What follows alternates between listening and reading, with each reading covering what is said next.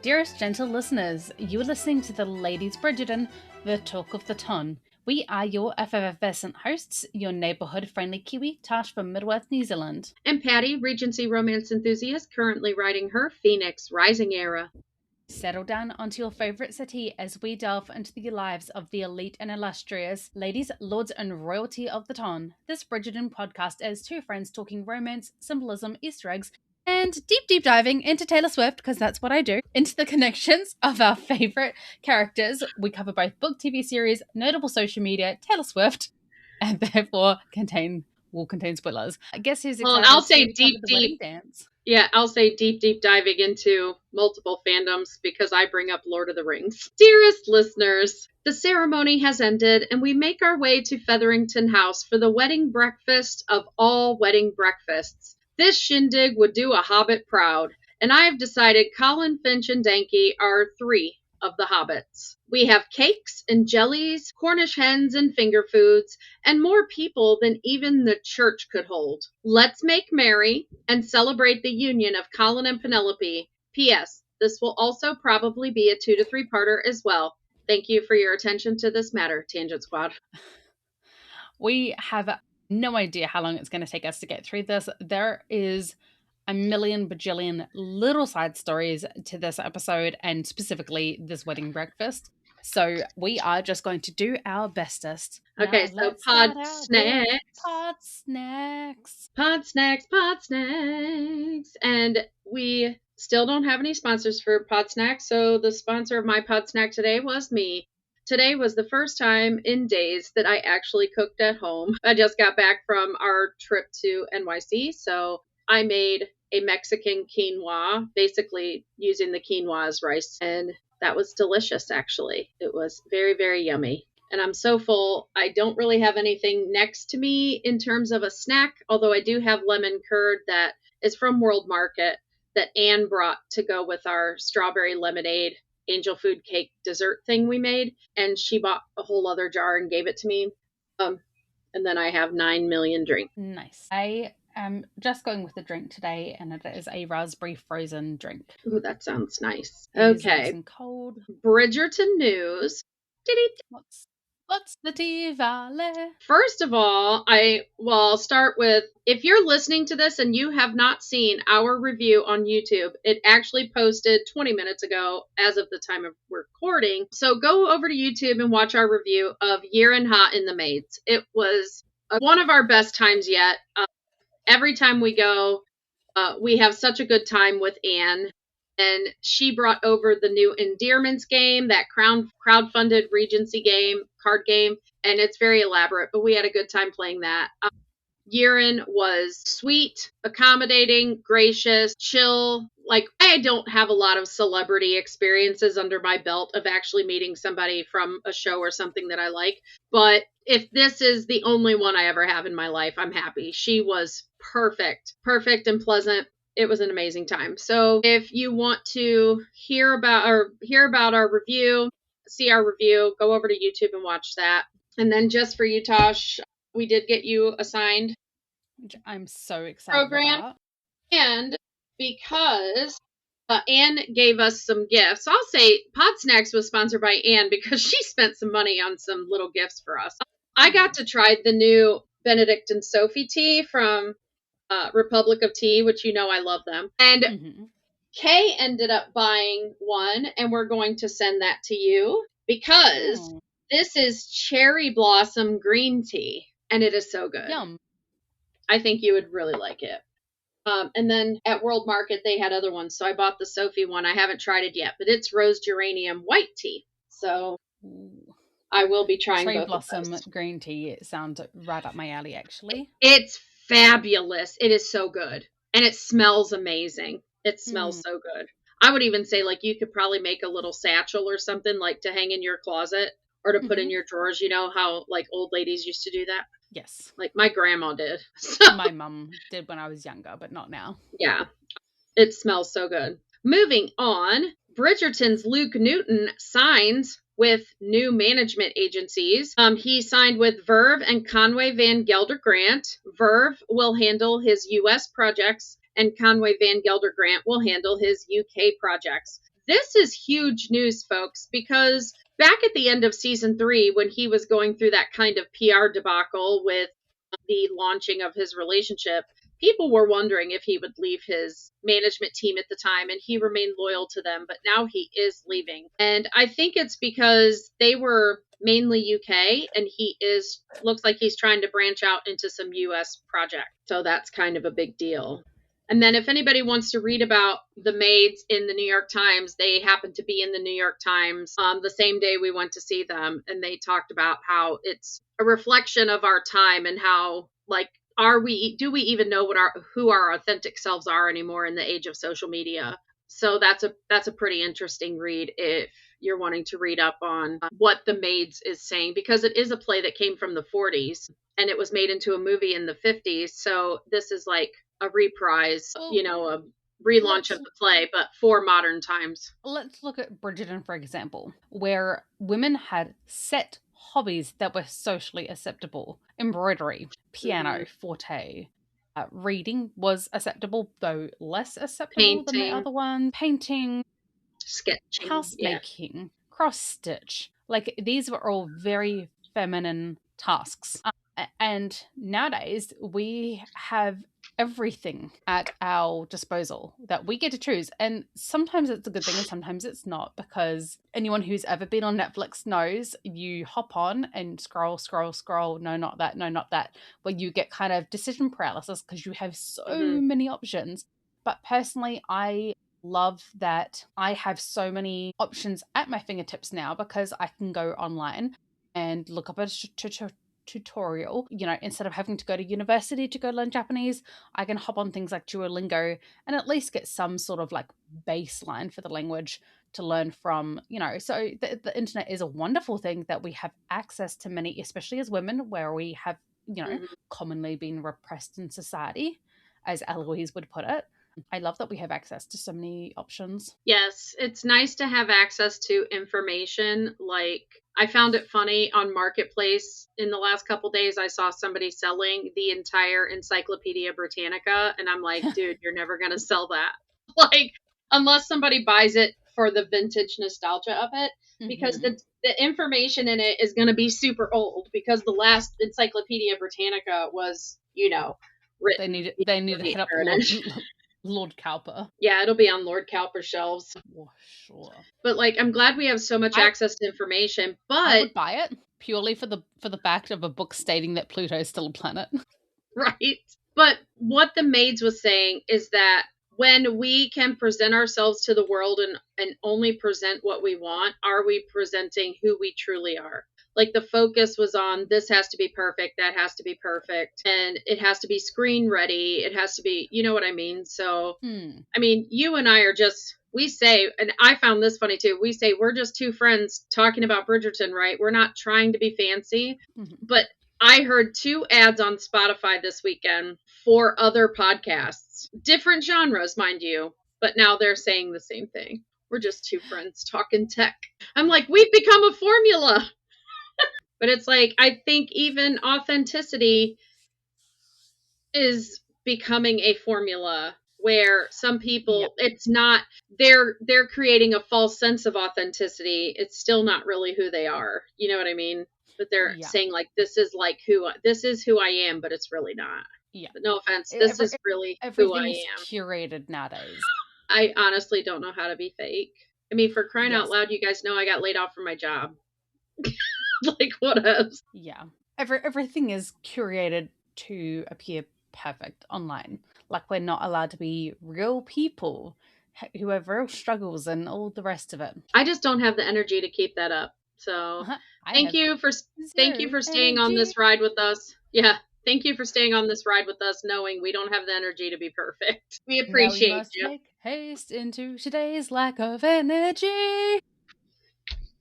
For real. Let me get out my caffeine. Here comes the soda. If there is one thing that is going to bring me any spark of energy in life, it is absolutely the Polin wedding and subsequent wedding breakfast, because this is our bread and butter right here. This is where we get happy Polin moments, we get healing, we have couples coming together, we have brothers ogling food. Well, and speaking of, I was hoping you would know this because you actually planned a wedding. Like, I threw my wedding together. We did not have a wedding cake. Like, what is I know there's a general rule of thumb of how many people you have equals how many tiers of cake you have. So we can figure out how many people are at this wedding breakfast by how many. It's not necessarily a tier. It is how many. That cake was definitely, I would guesstimate, to be for about 200 to 300 people. My wedding cake, I would guess, was maybe half that size, and that was for 100 people. Yeah, and we know they had 100 at the church, so 3 times the amount of people that were at the church are at this wedding breakfast, and they really are packed in that room like sardines. And she's actually using 3 rooms. She's using the hall outside 2 rooms and then 2 rooms together, because people are walking in and out of these doors. So it's 2 full rooms being used. There's food everywhere. And Eloise and some footmen and Benedict end up being out in the hall. So the hall is like a move between place between the 2 rooms. So this wedding breakfast is massive. Like, Portia invited everyone. And I almost wonder if it has more people than the Featherington ball at the end of season 2. I absolutely love that, like, the first scene that we get from this, because this takes place, I know that I've been really slack with letting guys know, but it takes place at the 40-minute mark. The scene starts, but I love that it's just 2 brothers admiring the food, in awe of this cake. They are just, and what's funny is, like, there's so many Polin references on this table. It's not even the cake. The cake has geese all over it, but next to it, on a savory stand, there's actually little Cornish hens with the legs sticking up, so it looks like ducks diving for food, or swans diving for food, like, but without feathers. They're roasted. They're all like, look like they're diving. I found that super hilarious. So duck, goose. Let's get into the symbolism of the cake. Do you want me to go top down or bottom up? Top down, always. Okay, so at the very top of the cake, the topper is 2 swans, which we know swans mate for life, right? But what's interesting, I looked up how these swans were placed on the top of the cake, and it looks like swans mating. Like, one swan gets on top of another swan in the water. So cake topper is actually a swan mating ritual on the top of the cake. Like, that's Portia. Right? Like, have you ever been to a farm, Elle? Some women read the Kama Sutra. Let me make you a wedding cake. She's like, I really don't want to have this conversation. I'll just give you a kind of a visual. This is Portia's version of Lady D drawing out the different positions. She's like, okay, now, Penelope, this is how you make me the heir of the Featherington house. But yeah, like, go back and look at the topper. One mommy duck loves a daddy duck. Swan. You have one swan on top of the other one, and then go Google swans mating. It's the exact same thing. I'm sure people really want to go Google that. And I only found it because I was Googling another, on a tier lower, what the geese were doing. And that's how I found it. I don't know if I want to know what you're Googling. Well, I'll explain it here in a second. So we know that the cake has the separate tiers. We have Penelope yellow, we have Featherington green, and then I found this interesting where the Bridgerton blue also has a medallion that has, it's a gold frame that has the Featherington green in it. And I thought that was symbolic, not so much of Penelope becoming a Bridgerton, but of Colin becoming a Featherington bro, right? Like, I think that was foreshadowing that they were going to have the heir and he was going to become a Featherington per se. Yeah, it's super ironic that this episode, Anthony talks heaps about how this child is always going to be a Bridgerton, blah, blah, blah, blah, but this episode we literally see Colin become a Featherington. Well, sort of this episode, like later down the line when they have the baby. But yeah, like he becomes a Featherington truly. I mean, he's a dual citizen, we'll say. Yes. He's a member of both houses. And I want to point this out because he's the kind of guy who would hyphenate. Oh, yeah. He would be Bridgerton hyphen Featherington, since Featherington was the titled last name, it would go last, I think, if he had to, Yes. but he doesn't.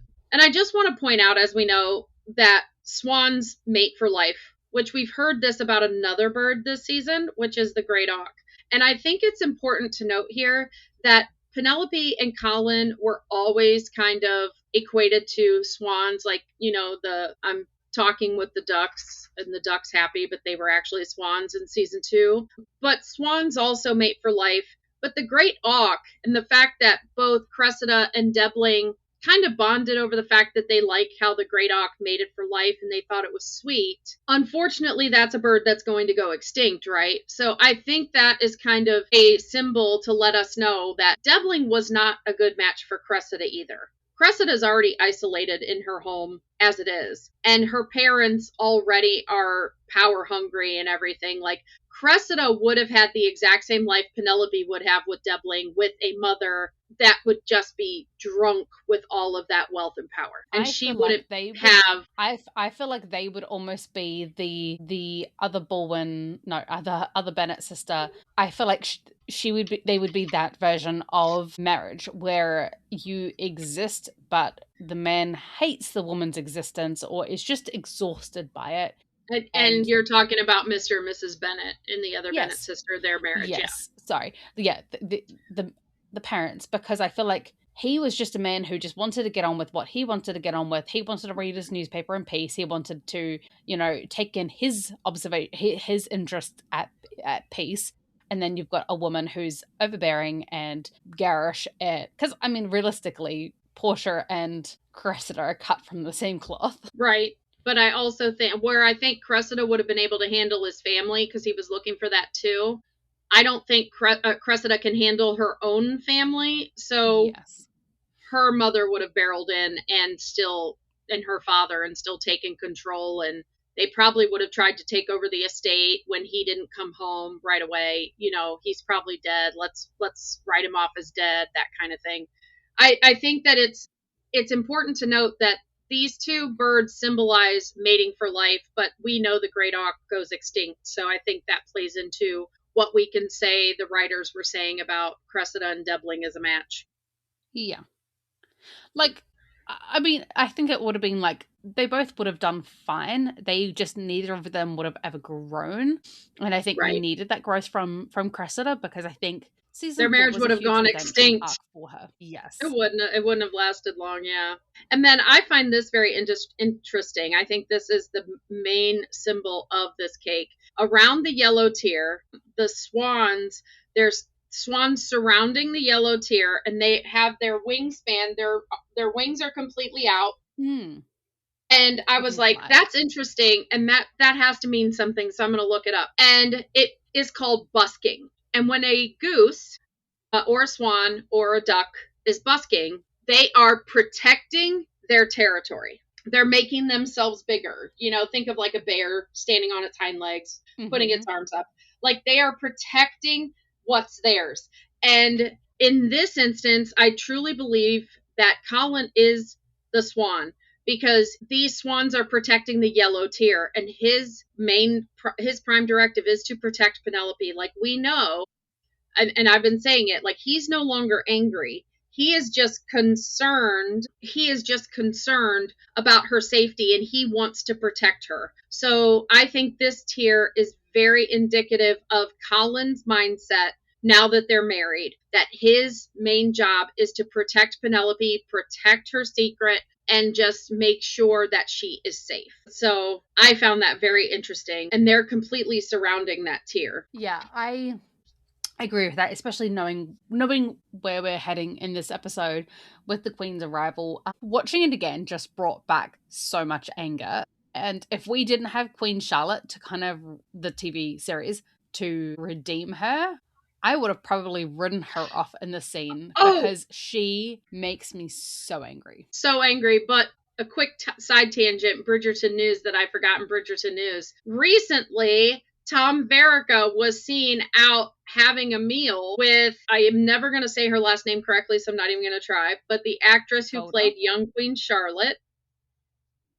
and the actor who played Reynolds. Hmm. So people, again, it has sparked the fans in theorizing, could we actually be getting a Queen Charlotte 2? Or if we do the Lady India. Danbury story, will it include young, India, I can say. It's the last name that I don't want to butcher. Emer Tifino or something. I know I'm saying it wrong because I'm not even looking at it. I wonder, is she part Italian? I'm not sure. But yeah, so that's another quick Bridgerton news. Tom Verica is having meals with former actors. And I just learned, I missed it. I knew that Julia Quinn and Shonda German Rhimes and Ghana. had written the entire series of Queen Charlotte, but Tom Verica directed every single episode. Every single one. Which is probably why it is like amazing. The masterpiece that it is. Amazing. Like I'm telling you, he knows the assignment.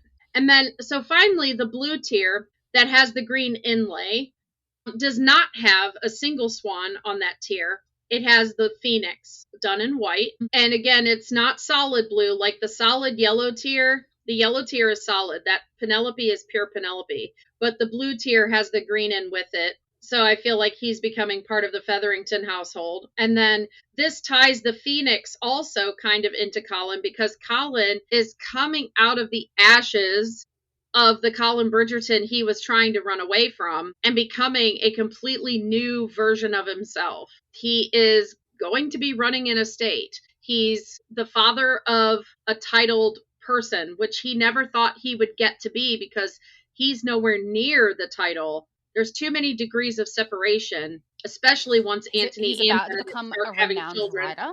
He's married to a renowned writer. He becomes someone who the Ton, I don't know why they don't really write it this way, because realistically, like I mean, I know that I say that we shouldn't just pick on the Mondricks all the time and their scenes, but like there are so many superfluous scenes in this episode of the Mondrick family that if they weren't playing it up to be Colin's situation next season, what was even the point of it? Because realistically, we should have seen Colin being in the exact same situation as them this season, where a lot of the Ton who had kind of just written him off as a schmarmy playboy of the Ton in season 3, early season 3, that they were now vying for his attention because he is a new quasi Lord of the Ton, exactly the same situation as with Lord Mondrick, and like we see everyone is flocking to them in this episode. So why do we not have people flocking now for, granted I know that the Mondricks probably are higher status than the Featheringtons, which is probably why Portia was so affronted by them being handed the status. Possibly. But I don't think the Mondriches would ever look at it that way, nor Colin. And I think No, but the Ton would. Yeah, and I think you're right. Like, we should have seen more of the Ton, not just entertaining Penelope in season 4, but also Colin, because Colin is a Bridgerton, and the Bridgertons are popular. And Colin, if you look back to all the social events, Colin was one of the most popular Bridgertons. He was amiable and affable. He made friends in every corner. So we should have seen him being frustrated, like, when people can't get to you, Pen, they come after me. Do you know what I mean? Like, so to try and get to her or whatever. It should have been the both of them meeting people in the drawing room together as a couple, not Penelope and Portia or Penelope and Eloise. And him just run off being a real housewife of Mayfair. Like, I think that's how they wrote him in season 4. And I do get that scheduling conflicts are really difficult because both Luke and Nicola are incredibly in demand. So getting their schedules to line up was hard. But come on, like, Polin is our bread and butter. Do better. Yeah. And then, like I said, the food tray next to the cake has the small fowl. I'm saying Cornish hen because that's what it looks like to me. I have made Cornish hen before. And they're upside down looking like they're diving for food, which I think is also indicative of our foodie Colin, always looking for food. And there's also origami swans all over that food tray. So Portia really went all out with the swan analogy. And then we finally pan out and we see Finch and Danky, who, if they're hobbits, I'm going with Samwise, and then Danky represents Merry and Pippin both. And they are just looking lovingly onto this spread of food.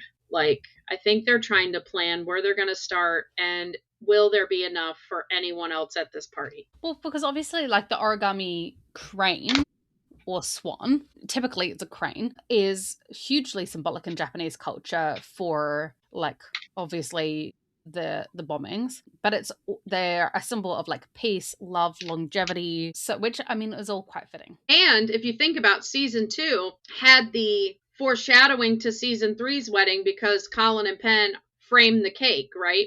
When they are talking about purpose. The origami swans could have been foreshadowing to season 4 that it was going to be Sophie and Benedict's story, because we already knew that they were going to be looking for an Asian actress for Sophie.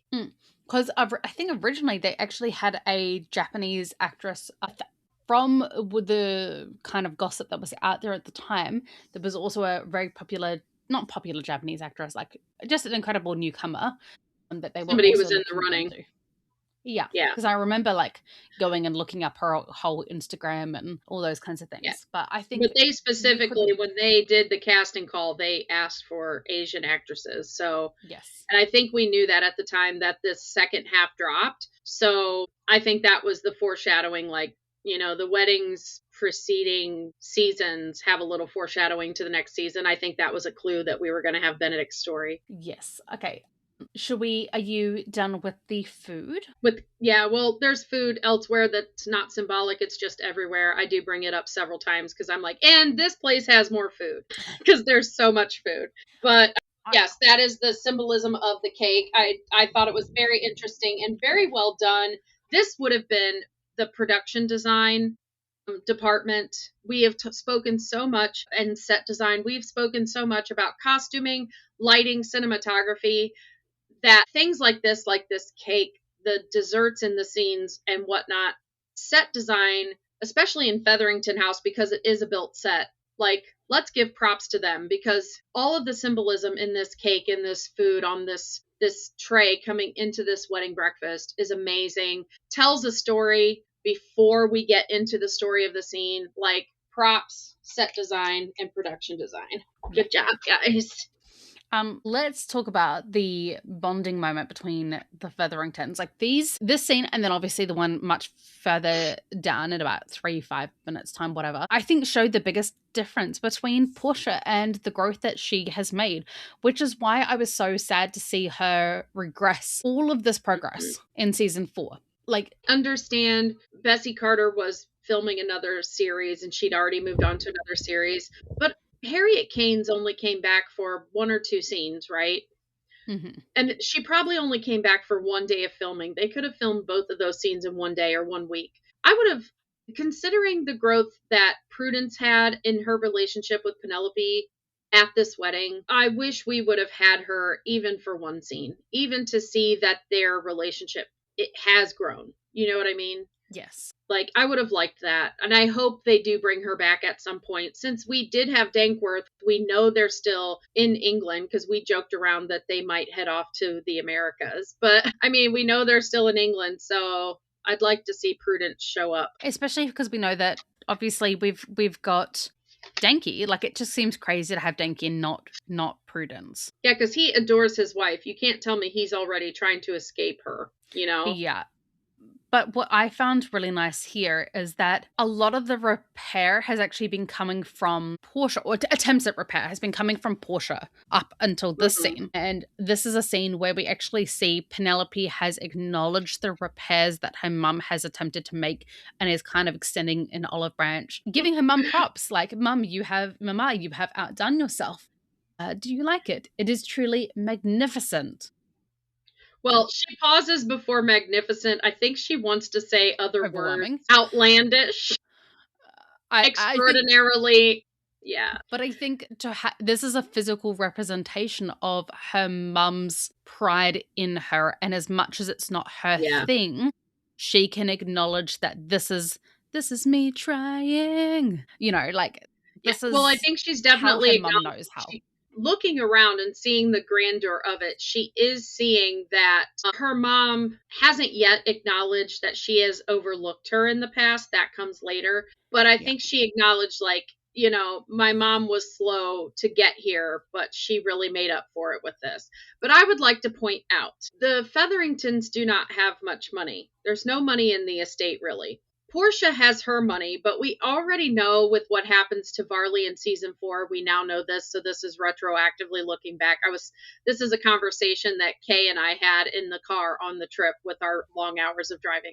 And we have the context where the girls, you remember the girls are upset that the gilded flowers and the whatever are being done for this wedding. And she goes, well, if you didn't marry a Bridgerton, right? You didn't marry a man of means like Colin Bridgerton. Portia's putting all of this on credit and expecting Colin to pay for it once they're married. I wouldn't put it past her, actually. No, she says you didn't marry a man of means. Like, she's not acknowledging her own money here. When she makes those comments about choosing gilded flowers and horse-drawn and the carriages, she says you didn't marry a man of means. She's expecting Colin to pay for this. So Colin not only paid for that wedding, he also retroactively paid for his wedding breakfast that he didn't plan at all. And it's all of this food. He's paying every single interaction he has with Portia for the rest of his life. True that.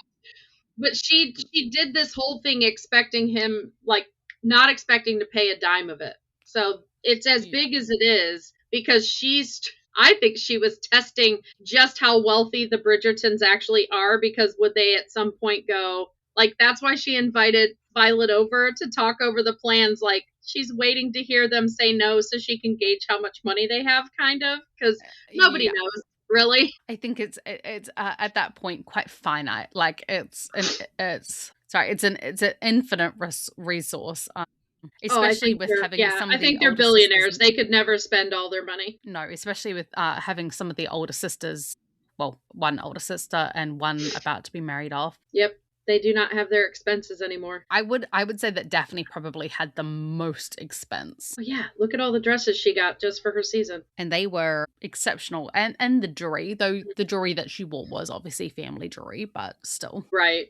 Yeah. But yeah, I think if you think about it, Portia was like, I was thinking a quartet over here, or maybe even a quintet. Like, she's waiting to see if they ever stop her. She was not spending her own money. More like, I was thinking more like, how lavish can I go, like, before you'll be impressed, sort of thing. Yes, but looking back at how stingy she is with her own money, even with Varley and whatnot, that I do think she planned this wedding with expecting Colin to pay for it. Because Portia's such a narcissist, I think it was never about the money paying out to Varley. It was that she expected the loyalty from Varley. Like, if I have to pay you to stay here, then you're not truly loyal. True. Corporate America's like that too. They want you to be a loyal employee, but they don't want to pay the money.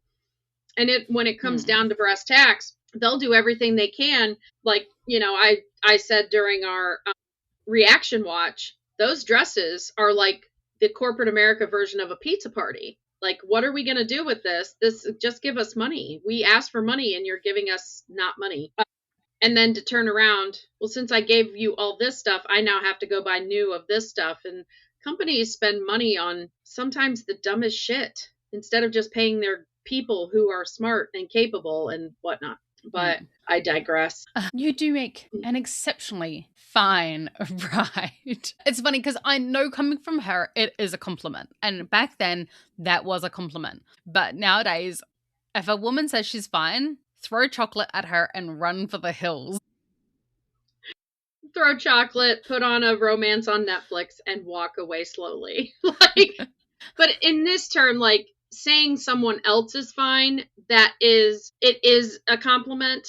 But what I find interesting here with Prudence is the fact that she's not looking at Penelope when she says it, really. She's looking at Portia. No. Because she's seeking approval. So when Prudence finally compliments Penelope, look at the look of total hurt when her mum walks away without acknowledging it. Mm-hmm. I sort of thought that she might do her normal narc thing and take those feelings out on her sister, but she kind of doubles down and is like, no, like, that is how I really feel. Like, but I was truly expecting her to be like, well, why even bother? You know, like, because she does have her mum's narcissistic tendencies, but you could tell that I was kind of sad for Penelope here because it's almost as if Prudence just said it.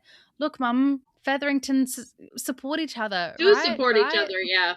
Well, and that's what I felt like. I felt like she meant it, but she wanted to say it in front of her mother because she has not gotten her mother's approval for so long or had her mother's attention. So it didn't work out in her favor, but because it was true, and in fact, Penelope acknowledges that she thinks it's a false statement because she says, okay, now I'll basically give you the space to say how you really feel. And after their mother had left, and she's like, that is how I really feel. And then Penelope and Philippa exchange a glance like, who is this alien that is pretending to be our sister? That's weird.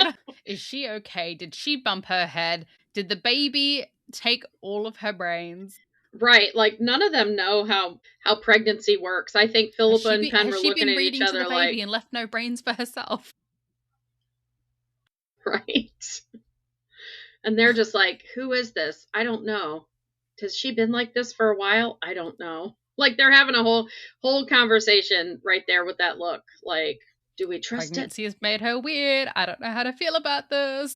I mean, she was weepy at the wedding. It probably is partially pregnancy, but also seeking approval from her mother. But also, nobody can deny Penelope was a fine bride. An exceptionally fine bride. I do think that the blush was a little bit over glary, but in saying that, I think it suited her like exceptionally. Like Penelope, Nicola Coughlan, I do think is one of the absolute beauties of our generation. And I'm glad that's makeup department, but considering we create a lot of the story in our heads from context and what we were talking about in the last episode about her probably being, she's pregnant in this moment and she's tired. That's what I wonder, whether they're trying to make her extra She might be pale. Like she might be pale, and Ray's like, because Ray would have done her makeup. So Ray's like, let's throw a little extra pink to these cheeks. Yes. Well, I mean, they do talk about pregnancy glow and all of that. I think it's bullshit, but they talk about pregnancy glow. So... Pregnancy glow is later. It is not in the beginning. No.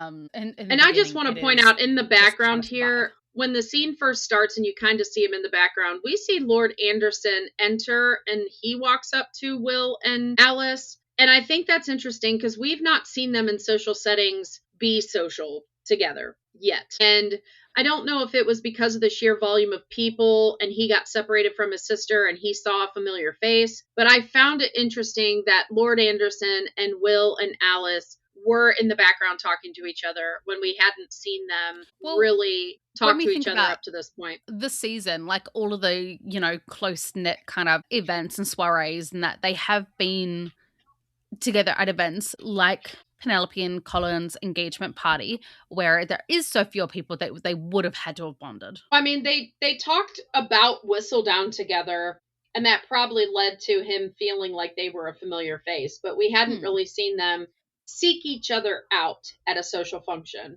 Penelope and Colin's engagement party was so small, everybody kind of had to talk to everybody. As opposed to now, where Penelope is back to eyeing Colin across a room, unable to talk to him because the mass amount of people that are just surrounding Colin.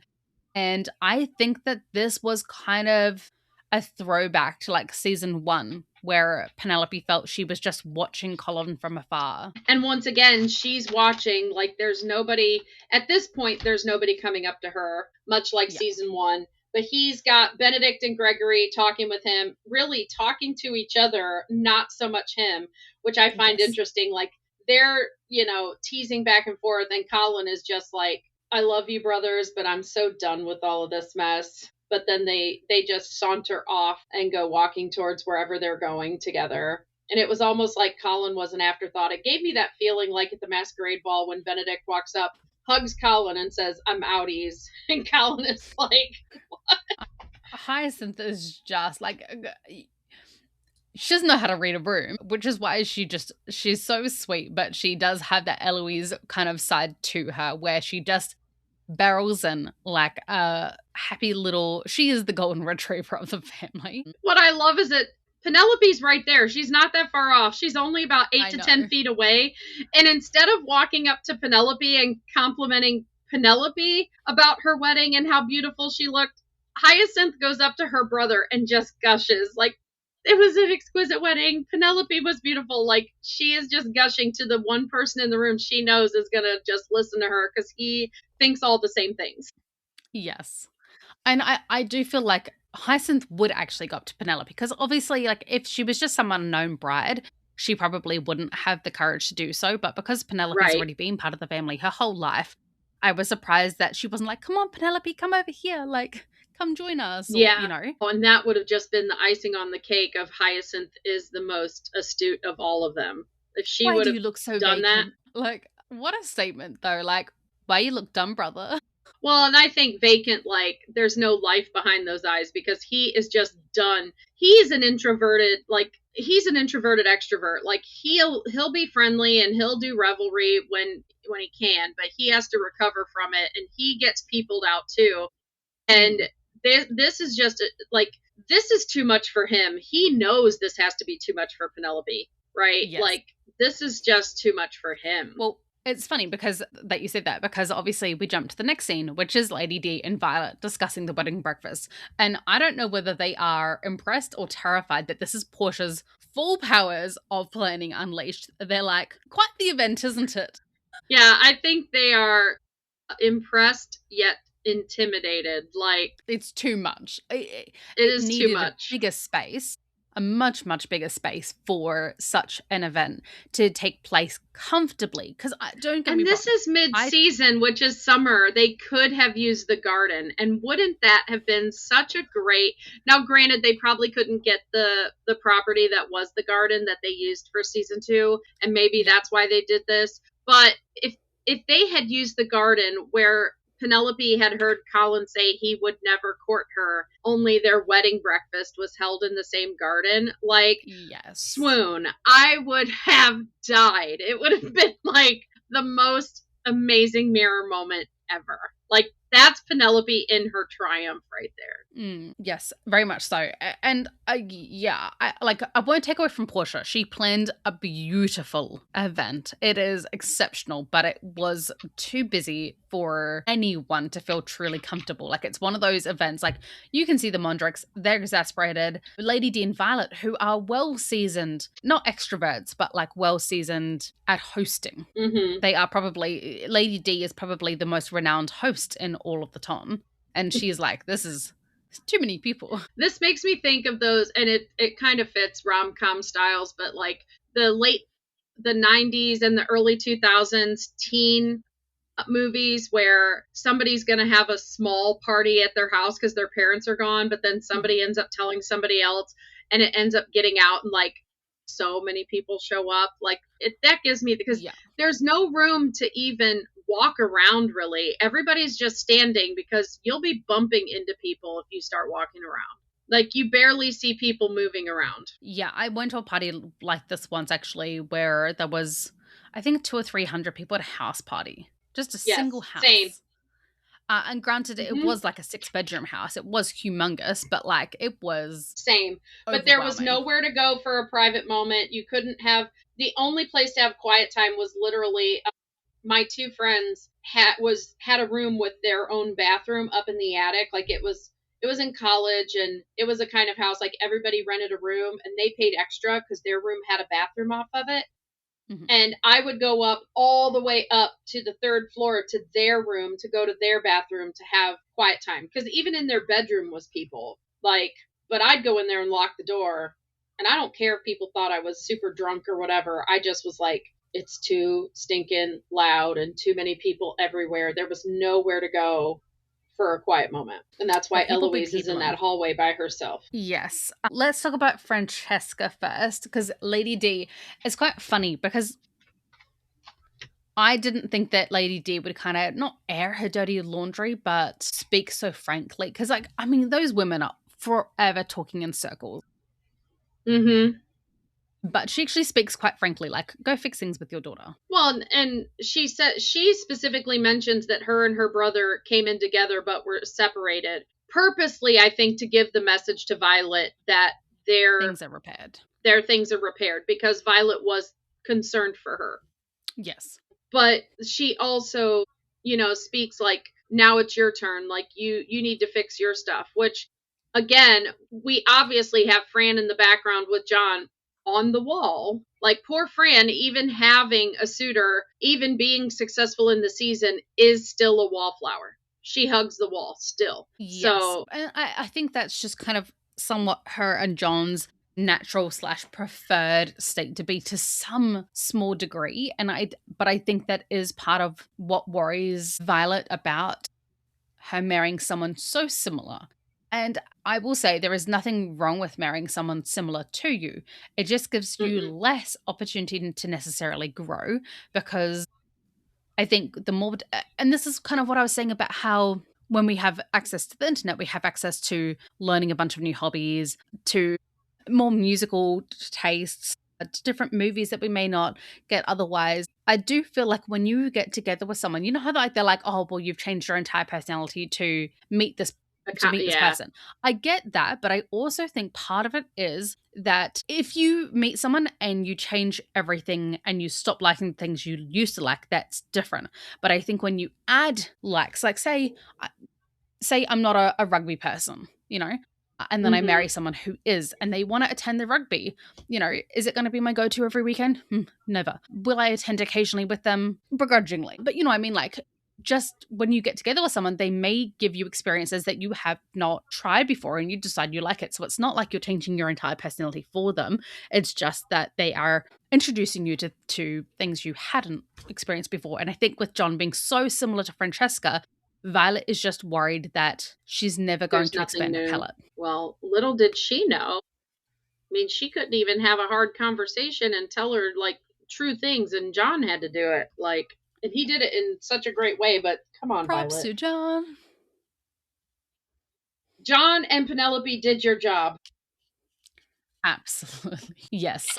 So, like, and I mean, I do love the moment with Fran and John a little bit later in this episode that we won't get into yet, but I think it really helped to not rectify, but kind of just nullify some of those feelings that Violet was having, that they were never going to push each other. Yeah. They were just going to settle into complacency, be on the wall, never engage, never... Like, I would assume, actually, once they got married and went off to Scotland, that they would just seclude themselves, very much like they did in the books.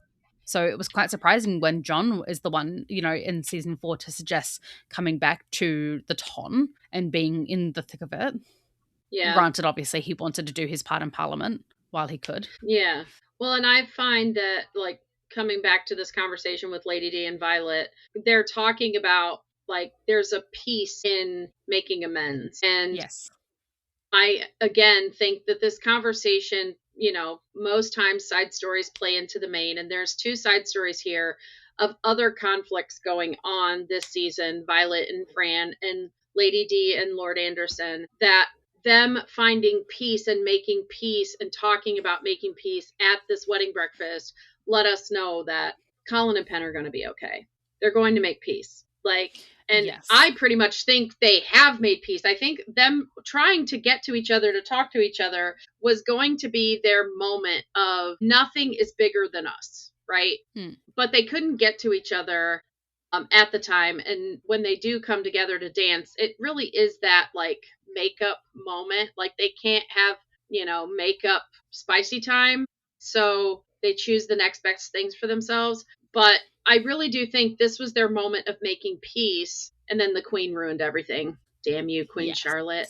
But I find, like, this conversation about making peace is kind of, it's like a balm for us. It's like a palate cleanser. Like, it kind of gives us hope. It's a little glimmer of hope, because this wedding is beautiful. This wedding breakfast is beautiful. It's like a little lovey moment in this second half of angst. And we know we got more to go, because technically there's still a whole, 15 minutes of an episode / a whole other episode to this season. We know there's going to be more conflict, but this was meant to give us hope that there's light at the end of the tunnel. Yes. Okay, so let's talk about the other conflict going on in the room, which is Eloise's struggle with Penelope moving on in life. And it's quite interesting that they show this in such a physical way by showing Eloise now fulfilling the role that Penelope has filled her whole entire life. Lonely and not, I would say, invisible. Like, it's very unusual for a Bridgerton to be in a room and not be swarmed by men or And she is the only person, everybody's there either for the bride and groom or just to be seen, right? Because this is the soiree of all soirees. Like, so many people were invited. Eloise finds the one spot she can be alone. Like, she's completely isolated herself and is just sitting there eating. But she doesn't even look like she's eating something appetizing. Like, all that good food around. She's eating like a communion cracker or something. What it looks like. She's got sympathy pregnancy nausea and she's just sitting eating on her saltines. Like, it does. It looks like a soda bread cracker, like a communion cracker. And I'm like, okay, like, you've literally got jellies. Like, a footman walks through the crowd with a jelly and sets it on that table like a big Jello mold. Like, you have such good food around you and you're eating like the most bland food ever. Well, keep in mind, Eloise has never experienced the marriage mart without someone by her side. In season 1, Penelope had to go through the marriage mart without Eloise, and it was a miserable time for her, with the exception of when Polin was by her side. Season 2, we have the girls together, right? And they can kind of buffer for each other. Season 3, we've now had Eloise with Cressida by her side. And Cressida's always the one, obviously, not gaining from men's attention. What do you call it? Like, vying for the men's attention. So she can just be the wing woman. She's like, don't look at me. I'm a push. And she broke off that friendship. So she's now been alone for a few weeks now, like completely alone in the ton. And now she's experiencing what the marriage mart was like for Penelope in season 1 when she was doing it on her own. Granted, she didn't know at the time, obviously, that Penelope was Lady Whistledown. So she wasn't just, twiddling her thumbs, but she's getting that perspective now because she told Cressida, like, I can almost see why one would write it, why one would start writing Whistledown. So she understands why Penelope did that because she's now walking in those same shoes and she's going out of her own mind, I think. She is. And the fact that Benedict kind of approaches her and he is like, is all well? I don't remember what he actually says. Yes, is all well with you? Sorry, I was so close. Is all well with you? I saw you crying at the ceremony. And her little emotionally avoidant self was like, there was dust in there. Or maybe it was dust. It was all the dust. Simply tears at losing another friend to marriage. I think that is part of it. But I do think, especially given the fact that they have Benedict of all people, who is currently kind of pondering his options as to whether to open himself up to bisexuality. The fact that they have him of all people acknowledge the relationship that she has with Penelope and about how special it is. I still do not know whether she will ever come out as having had feelings. Because it just struck me that her saying losing another friend to marriage, Eloise's world is not that large, right? No. So looking back, like, Daphne. For a while I thought she was talking about Daphne, but she's not. Kate. She became friends with Kate when Kate was not with Antony. And Kate was single, and Kate liked being a spinster, admitted there was challenges, but that was the life she was choosing. And in the end, when she could get Antony and get married, she chose marriage. So Eloise thought they were like-minded, only Kate ended up married. Eloise thought she and Penn were like-minded, only Penelope ended up married. So I think that Eloise here is in saying that, just distraught in losing another friend to marriage, is really feeling the inevitability of her own future, because it really is very difficult for a woman to remain unmarried. And she really is concerned about, what if I do fall in love? What if I do get married? What if I do have kids?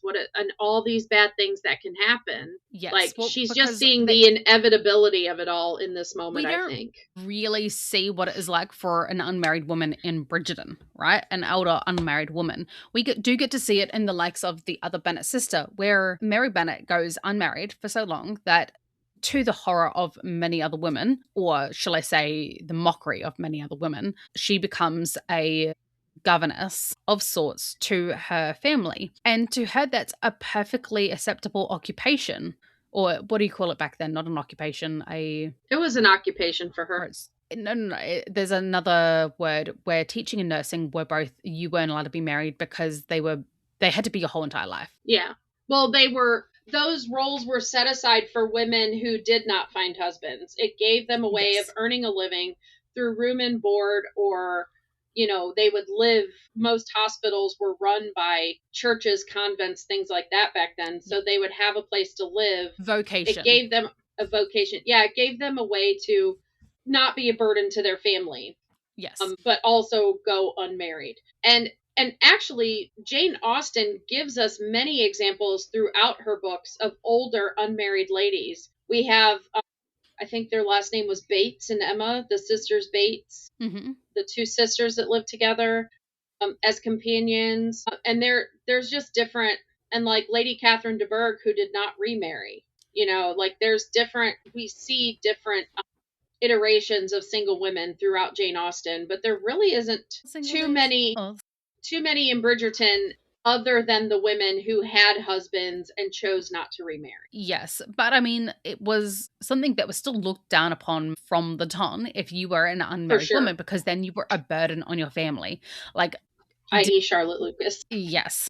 And like it was something that like you had to hope and pray that your family had enough wealth to support you, like that one of your sisters had married well in order to be able to take you on, which is obviously why Mrs. Bennet was so set on her daughters marrying well, so that she could go and leech off of them essentially and associate herself with whoever her daughters had married. And she knew at that point that she was going to be jumping from house to house. So I think after Lizzie and Jane both married is when she really started almost denying that Mary would ever get married, because she knew she'd need a companion. Yes.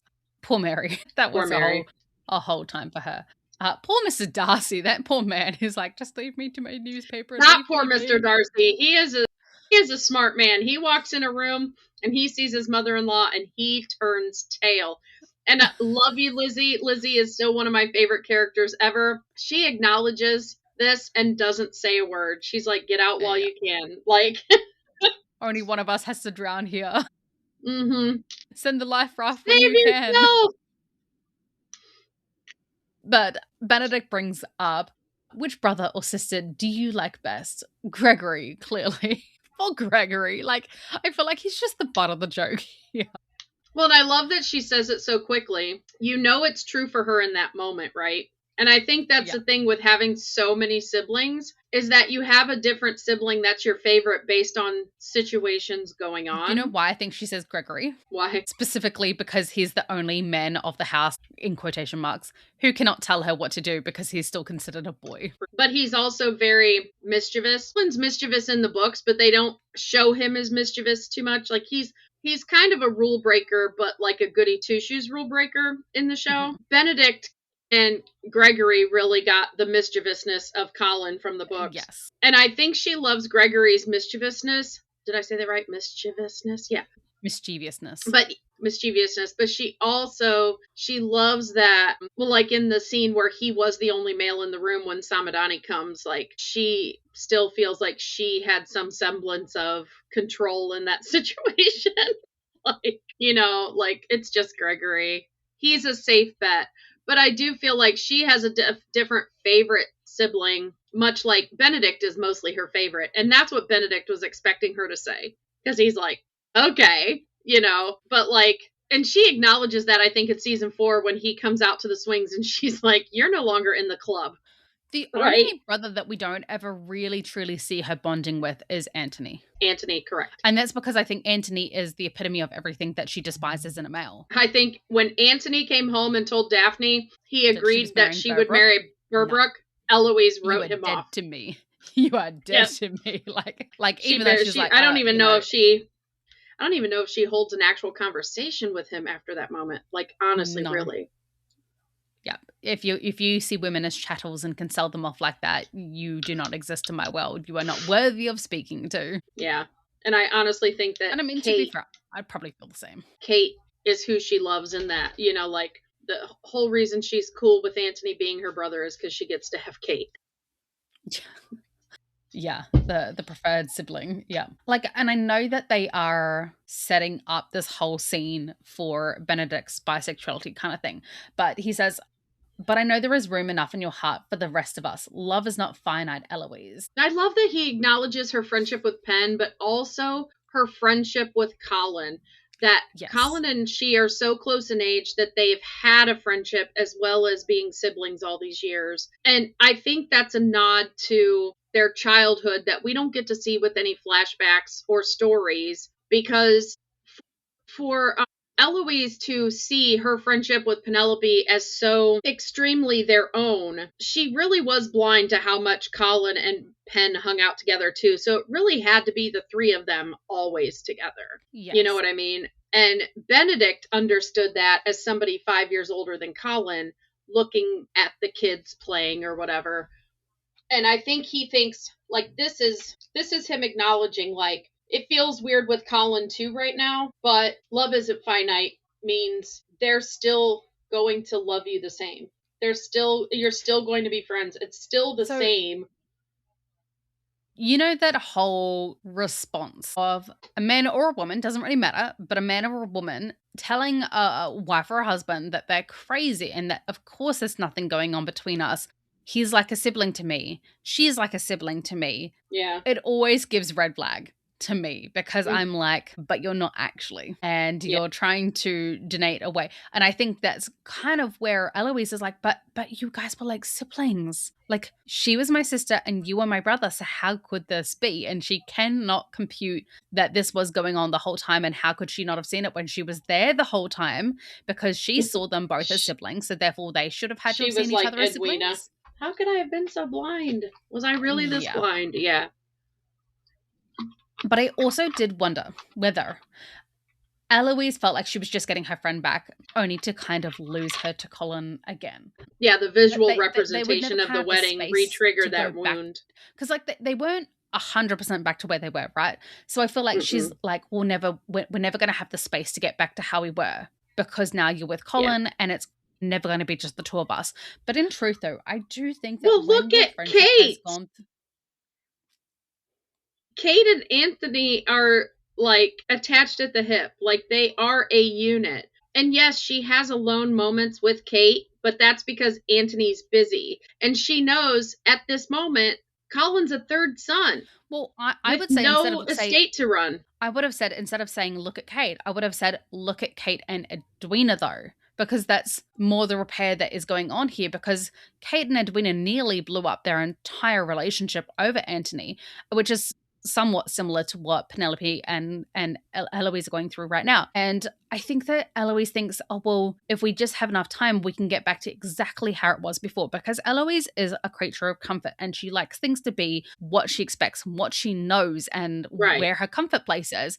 And the thing is, though, is I think when your friendship has gone through something, a huge argument like this, a huge breakdown and a reconnect, it will never ever be the same as what it was. And it doesn't have to be. And I think it's actually better that it isn't, because if you can get over something that is that monumentous and come back together, your relationship will be strengthened because of it, because you are now going in with kind of less rose-tinted glasses in your friendship and realize, hey, you know, we have to adjust our behaviors to meet each other's needs a little bit better than what we were. Right. And me saying look at Kate was not so much about the repair part. It was the timing, like feeling like they lost their time, because when Kate and Anthony got married, like she hasn't had those moments with on Kate. 10 million honeymoons. Yeah. Yeah. She's literally been gone something like 9 months. Like she showed up briefly, left again, showed up briefly, left again.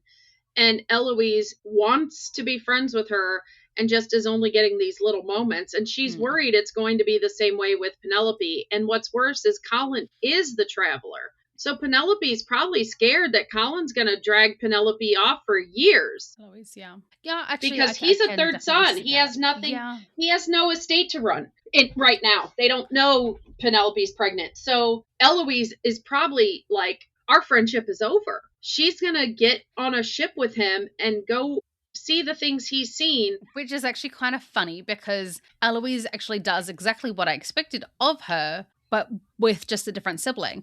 I expected Eloise to be like, please take me with you. Like, this is my only chance to ever get to see the world, because I'm with Eloise and Colin married. I'm pretty sure that they would be allowed to chaperone Eloise to another country to explore it. Yep.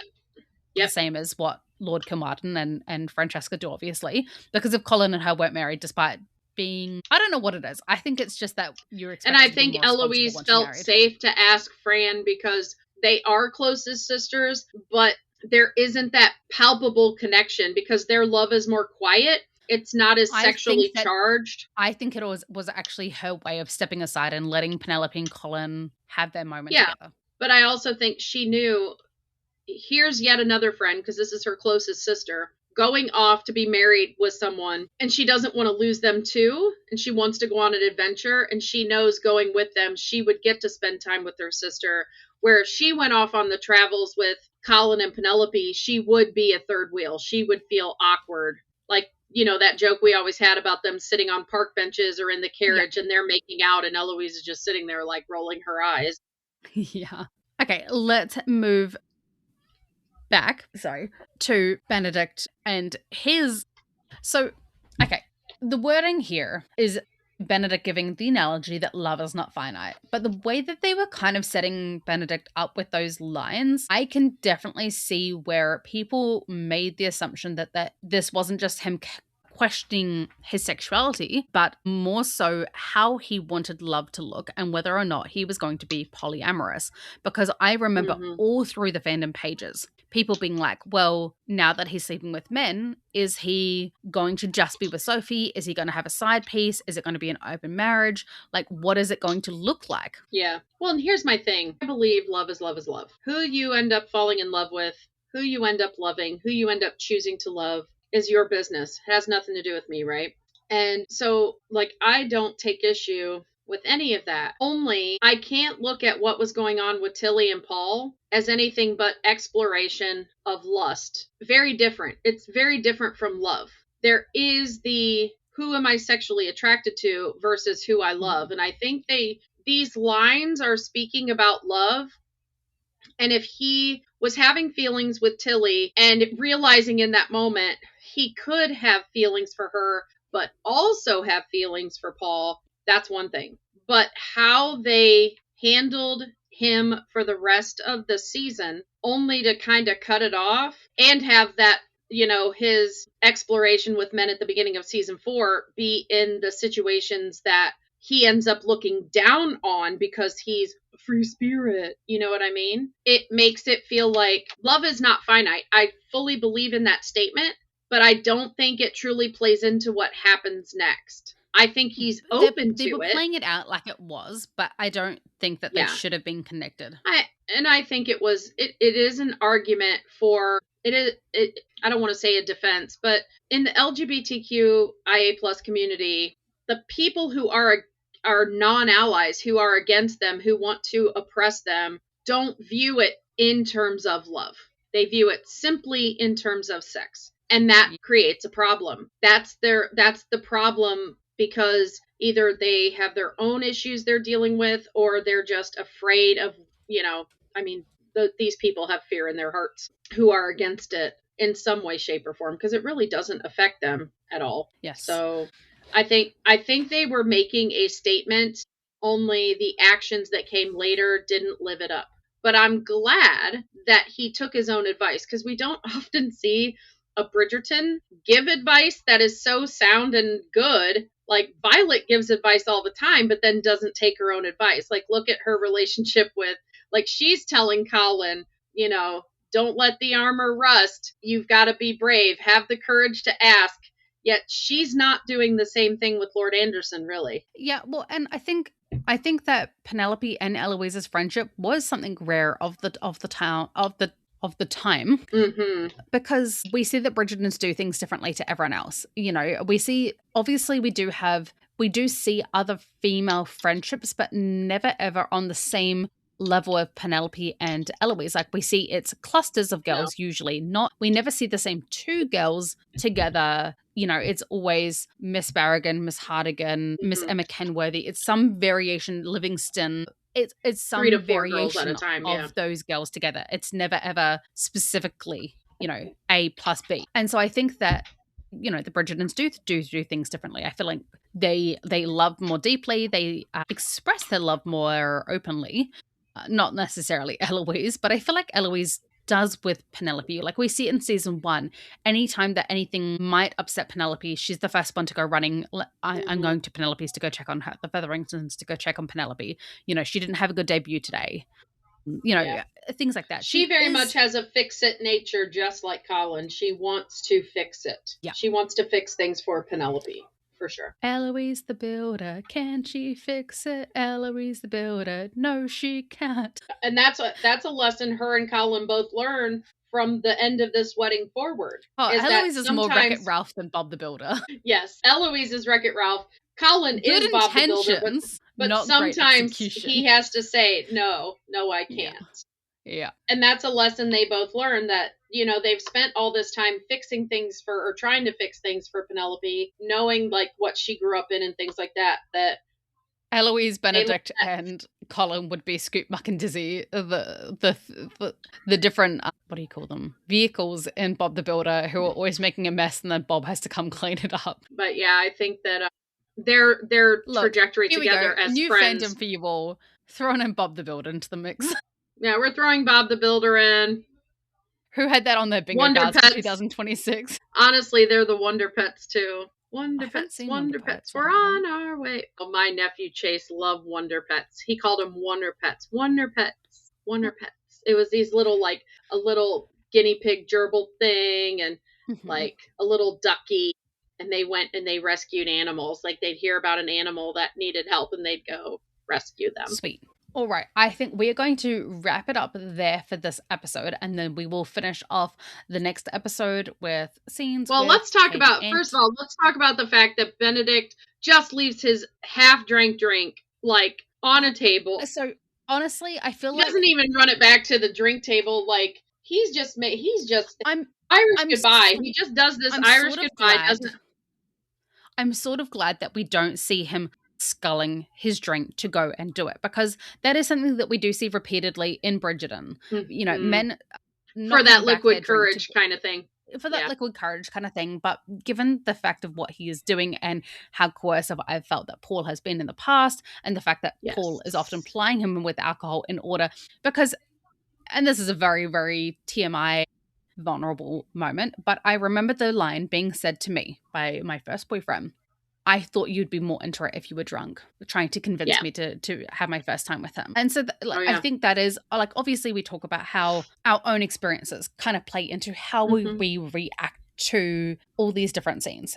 How the lens that we see I them do through. like that he didn't finish his drink. My issue is, like, this is already chaos, and these poor workers are going to have to just clean up. There's going to be so much food left over. Like, nobody's going to eat all this food. But Benedict just, in the middle of the table, leaves his drink. Any child, I mean, we don't see too many children in there, but, Hyacinth is not old enough to drink. I feel like Gregory would 100% be the kid to Gregory go would, trying to knock back. He'd be going around finding all the half-drank glasses and getting himself drunk. Yeah. But he just does an Irish goodbye, and he's just like, outies, and doesn't bring it. Like, in season 4, when he comes and asks Penelope to put something in Whistledown about the Lady in Silver because he's trying to find her, I would have loved it if she'd have been like, where were you at the end of my wedding? I feel like the person who would be most insulted by him leaving would be Portia. She's like, I have planned this event. Where do you think you are going, young man? You are not leaving. That's the thing, too. I think nobody lavish in it. Nobody knew he was gone. Even when the Queen separated out the Bridgertons, nobody even thought about Benedict not being there because there were so many people there. Yeah.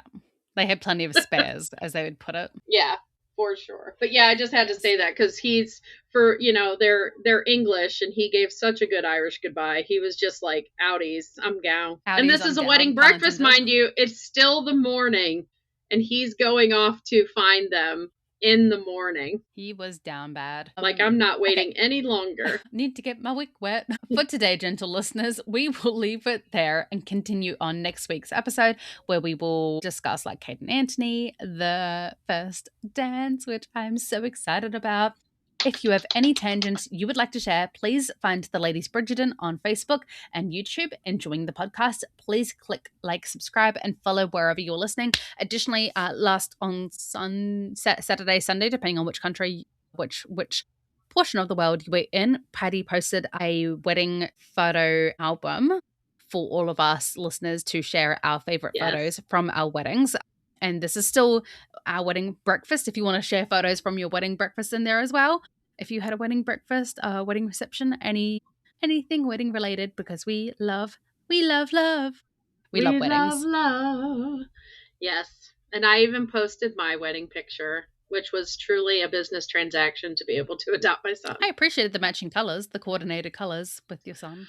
That was about all I got out of him. Was I wanted some sort of matching colors, and my sister made those are Scrabble tiles. My sister made those, and she created that picture. And it was I loved it very much. My sister did all the photos. Always from my wedding. Yep. And the only picture in my whole life, aside from when I'm a child, where I have my mom hugging me at all was at my wedding. So I do have that too. Once again, you're purple. Yeah. Once again, thank you for listening to the musings and tangents of two mad women. Tosh the not purple kiwi. And Lady Patty.